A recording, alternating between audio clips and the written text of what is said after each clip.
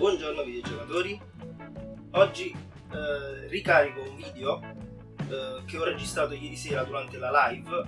Purtroppo il video della live per qualche motivo si bloccava e a un certo punto è anche stato bloccato da Facebook, quindi lo sto rigirando da capo con gli stessi contenuti.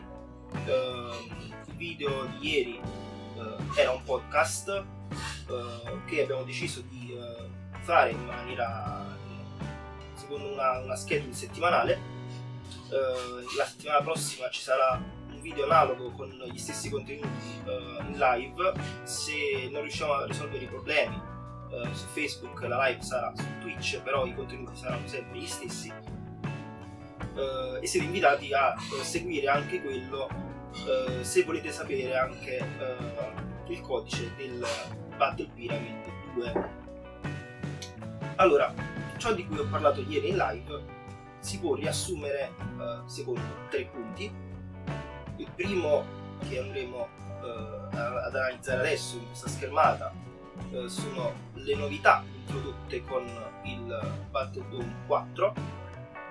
Il secondo punto invece riguarda il Battle Pyramid, che è un nuovo tipo di torneo che vedrete più avanti sarà una parte fissa e ripetuta settimana dopo settimana nel corso di tutta la stagione. E infine lo spazio per le domande cui noi andremo a rispondere settimana in settimana. Quindi lasciate nei commenti la vostra domanda, la settimana prossima risponderemo proprio a questo tipo di domande. Bene, parliamo del Battledome. Battledome 4 è un formato a cui ormai ci siamo abituati, ne abbiamo avuto uno per stagione dalla serie 3. Il primo l'abbiamo fatto a marzo e l'ha vinto Daniele Scuttarelli, il secondo è stato fatto a maggio e l'ha vinto Lorenzo Lax in serie 4. In serie 5 invece abbiamo visto come vincitore, abbiamo coronato vincitore Asuya, e adesso vedremo chi la spunterà in serie 6. In serie 6 le regole si differenziano dalla serie 5 perché c'è una ban list. Infatti ci sono 16 Pokémon non ammessi, li trovate lì in lista. Alcuni di questi Pokémon erano davvero molto utilizzati. Infatti la ban list riguarda i 10 Pokémon più utilizzati in singolo e in doppio durante il mese di luglio. Quindi i Pokémon che erano presenti in tutti i team possiamo elencarne qualcuno. C'è per esempio Rillaboom, Cinderace, Togekiss e anche Tyranitar, che erano veramente nell'85-90% di tutti i team, almeno uno di questi. Ma ci sono anche Pokémon che erano utilizzati in singolo e in doppio, praticamente non esistevano, come per esempio Hippowdon. Ultimamente Mimikyu se ne vedevano molti di meno. Magnezone stava iniziando un po' a sorgere in serie 5, però è stato stroncato da questa banlist. Però comunque questi Pokémon sicuramente li rivedremo durante la serie 7 probabilmente, o anche quando rilasceranno i DLC, perché abbiamo capito che questo tipo di serie sono cose stagionali che durano veramente pochi mesi, secondo me anche aiutati dal fatto che non ci sono tornei in live, quindi si sta sperimentando nuovi tipi di formati. Il Battledome avrà le team list aperte, vale a dire che tutti i partecipanti avranno a disposizione le team list degli avversari. Avere a disposizione le team list significa che è possibile conoscere le mosse, i Pokémon, gli strumenti e le abilità. Quindi sono escluse dalle team list le statistiche, le nature, il fattore Gigamax, il livello Dynamax nel caso qualche Pokémon si utilizzi senza il livello Dynamax al massimo. In realtà tutti i Pokémon non ha senso usarli senza il livello Dynamax al 10. Le iscrizioni sono aperte dalla settimana scorsa ormai e saranno aperte fino al 20 settembre alle 23 della sera sul sito che trovate in descrizione, ma che comunque è www.orpo.gg/Pokémon/Battledome 4. Il montepremi è di 800 euro con 300 euro al primo. Adesso andiamo un attimo a spulciare il sito, quindi come potete vedere proprio orbo.gg/Pokémon/Battlefield 4. Se scorriamo verso il basso possiamo andare su leggi il regolamento. Ci sono delle cose che sono rimaste esattamente le stesse rispetto agli altri Battledome, per esempio il fatto che il torneo sarà gestito sulla piattaforma Battlefy, ogni round dura 48 ore, non si può cambiare team durante il corso del torneo. Uno dei cambiamenti, appunto, lo stavo analizzando prima, è quello delle team list che sono pubbliche.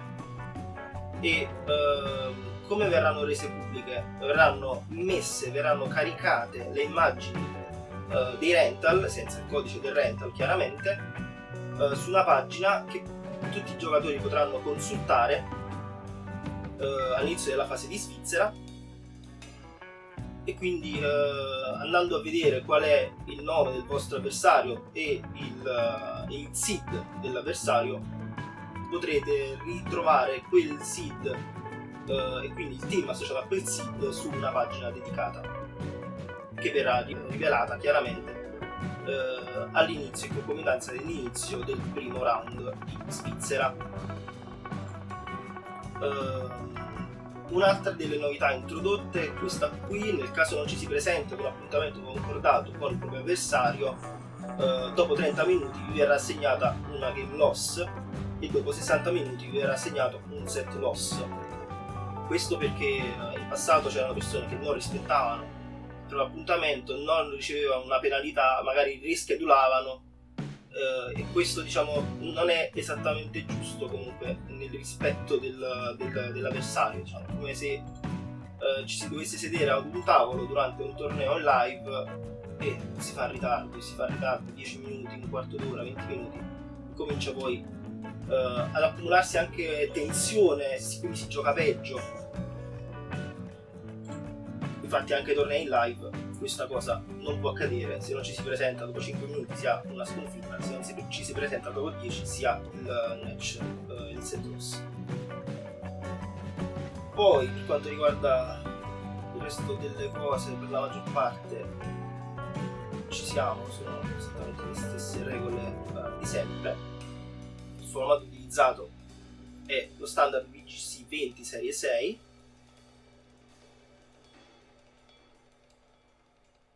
e come dicevamo, appunto, le iscrizioni sono aperte fino alle 23 del 20 settembre.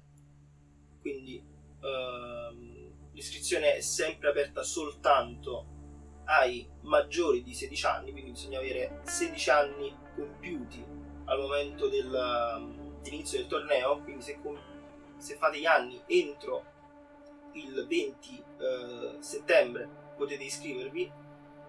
Se compiete 16 anni durante lo svolgimento del torneo già non potete iscrivervi, bisogna essere dall'inizio alla fine del torneo maggiori di 16 anni.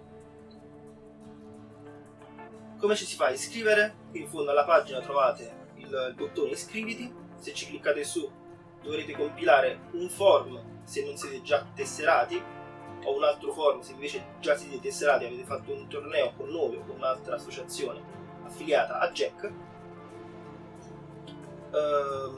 Al termine della compilazione del form verrete rimandati sulla pagina PayPal, dove potete completare il pagamento. Completato il pagamento riceverete una mail di conferma dell'avvenuta iscrizione.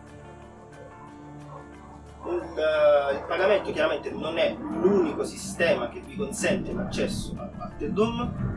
Infatti abbiamo organizzato una gara online amichevole che si chiama Battle Pyramid. Potete iscrivervi già da qualche giorno a Battle Pyramid. Il codice lo trovate sempre lì, quello lì che vedete sulla seconda riga, quindi 2B5HG6B69 per il Battle Pyramid 1. Questo è un torneo gratuito. non è vincolante, quindi se vi iscrivete al Battle Pyramid non dovete per forza iscrivervi al Battledome, e viceversa, se volete iscrivere al Battledome ma non volete fare il Battle Pyramid potete tranquillamente farlo. Il Battle Pyramid si svolgerà sempre con le regole del VGC 6 e 6, in particolare si possono fare 15 partite nell'arco di 3 ore, dalle 15 alle 18 di domenica 13 settembre, e ci si può iscrivere a questo torneo dalla vostra Switch. Adesso vi farò vedere anche come, fino credo a qualche minuto prima dell'inizio della gara. Una volta iniziata la gara, quindi dopo le 15, il sistema dovrebbe automaticamente bloccare le iscrizioni, quindi affrettatevi a iscrivervi, perché in palio ci sono 1, 2 o 4 free entry al Battledome 4 e il numero di queste free entry dipende dal numero di partecipanti, quindi se i partecipanti sono meno di 400 persone ci sarà una entry free al Battledome. Se ci sono tra 400 e 750 ci saranno 2 persone, quindi i top 2 classificati entreranno al Battledome 4. Se invece ci sono più di 750 persone, come mi auguro, la top 4 accederà gratuitamente al Battledome 4. Poi nel caso tra queste persone ci sono anche giocatori che non vogliono iscriversi al Battledome 4, il premio verrà assegnato a quello dopo e a quello dopo, a quello dopo. Quindi verrete contattati o ci contatterete se volete alla fine del torneo per accordarsi, per discutere, diciamo, la vincita. Come si fa ad iscrivervi al Battle Pyramid? Bisogna andare su modalità VS, Battle Stadium, quindi come se voleste andare sul Battle Spot. Bisogna avere una connessione internet, chiaramente, come per il Battledome. Bisogna andare in competizioni online, gare online, e sotto le gare ufficiali troverete le gare amichevoli. Cliccando su gare amichevole dove vi chiederà vuoi sceglierle da una lista o vuoi sceglierle tramite un codice. Voi chiaramente potrete inserire il codice che trovate poco precedente nel video, ma anche nella descrizione di questo video. Inserite il codice e vi porterà a questa schermata qui, dove potrete anche controllare le regole che corrispondono a quelle della serie 3. Vediamo che in questo momento, il 9-17 dell'11 settembre, sono già 103 le persone iscritte. Mancano ancora più di 2 giorni per completare, diciamo, per arrivare almeno a 400, spero a 750. Spero che con questo video molte più persone si iscrivano. E appunto vedete tutte le regole, che sono quelle ufficiali della serie 6. Potete utilizzare questo tipo di torneo sia per esercitarvi per il Battledome 4, sia per esercitarvi per la Players Cup 2, che è stata annunciata proprio nella giornata di ieri. Potete prendere questa cosa, diciamo, come un esercizio, alla fine una ladder, quindi come potrebbe essere il Battle Spot, oppure potrebbe essere la ladder di Showdown. Semplicemente magari qui migliorate i matchup con la grafica della Switch, quindi comunque applicando un mindset differente, una concentrazione differente rispetto a quando ci si gioca su Showdown, oppure magari si sta facendo il free battle spot e non ci si concentra troppo. Invece qui con un obiettivo ben preciso, che è quello di arrivare primi, al massimo arrivare secondi,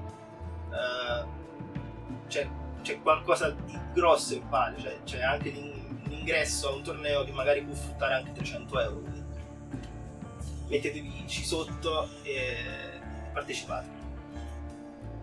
Poi l'ultima sezione, che vedrete anche la settimana prossima, perché il Battle Pyramid 1 si gioca questa domenica. La domenica successiva ci sarà il Battle Pyramid 2 e noi giovedì sera usciremo con un'altra live, quindi cui vi mostreremo anche di nuovo il codice del Battle Pyramid 2, ma nel video della settimana prossima voglio rispondere alle domande che avete da fare.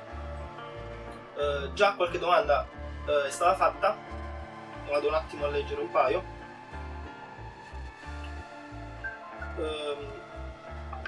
Continuano ad arrivare domande proprio in questo momento. Per esempio Ivan mi chiedeva proprio come funzionassero le team list aperte. Già ne ho parlato un po' prima. In pratica voi ci mandate il rental tramite Battlefy. Uno dei campi di iscrizione di Battlefy sarà appunto rental code. Voi andate sulla Switch, possiamo farlo anche adesso. Andate sulla Switch in questa sezione qui, Rental Teams.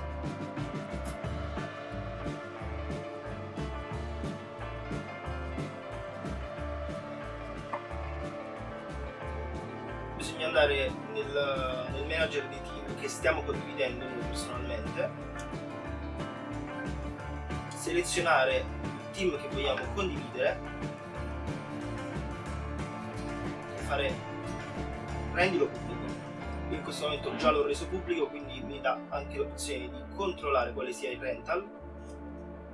Voi ci date soltanto il codice che vedete in basso, quindi questo qua che è una stringa di numeri e lettere che inizia con 7 zeri oppure 8 zeri e poi una serie di numeri e lettere. Voi ci mandate soltanto questo, noi raccoglieremo tutti i rental di tutte le persone, andremo a fare proprio uno screenshot di questa immagine andando a tagliare la parte di sotto, quindi non si vedrà il nome del team, non si vedrà il vostro nickname in game, non si vedrà il codice rental, però tutte le altre informazioni che vedete in questo momento a schermo verranno rese pubbliche. Ad ogni iscrizione corrisponde un seed su Battlefy e troverete l'immagine del team collegata al seed 1, l'immagine del secondo rental collegata al seed 2 del torneo, l'immagine del terzo seed e il terzo seed, quindi si andrà così a scalare. Voi verrete abbinati, diciamo, dal sistema random di Battlefy con un altro giocatore, vedrete lì il seed dell'altro giocatore e quindi prendendo questo seed andrete sulla pagina posta sul nostro sito e andrete a vedere qual è il team di quel seed. Quindi non ci sarà una corrispondenza con nome e cognome sul nostro sito, ci sarà soltanto una corrispondenza con un numero e voi verrete abbinati contro quel numero, quindi andrete a vedere qual è il team di quella persona. Poi un'altra domanda che ci è stata fatta è: ma si può migliorare la comunicazione? Se vado su Battlefy non mi arrivano le notifiche. Ok? Allora, le notifiche su Battlefy non sono disponibili, ormai lo sappiamo. L'unico tipo di notifica disponibile è quando si chiama un admin, si segnala un problema e veniamo pingati noi dell'amministrazione, dello staff, con un problema e chiaramente poi magari quella persona è andata a scrivere in chat qual è il problema. Però se voglio comunicare con il mio avversario non posso ricevere una notifica. Come abbiamo pensato di risolvere senza togliere di mezzo comunque Battlefy? Allora, si viene abbinati su Battlefy, si può comunicare su Battlefy, si può comunicare anche con lo staff su Battlefy, però nei campi di iscrizione a Battlefy abbiamo anche inserito uno spazio per mettere il proprio nick di Telegram o il proprio handle di Discord. Quindi magari in chat su Battlefy si scrive: guarda, ti sto contattando su Telegram, ti sto contattando su Discord, e magari ci si mette d'accordo su questi sistemi di messaggistica istantanea che vi possono dare anche le notifiche. perché Battlefy non offre questo sistema. Quindi magari vi parlate su un'altra piattaforma, ci si mette d'accordo e poi si torna su Battlefy e si carica il risultato. E su Battlefy abbiamo anche eliminato l'obbligatorietà di caricare lo screenshot, perché abbiamo visto che molte persone non li stavano facendo comunque. Siete comunque invitati a fare sempre screenshot alla fine della partita, casomai succeda qualcosa, però non è più obbligatorio caricarli. Molto consigliato comunque fare. Per quanto riguarda invece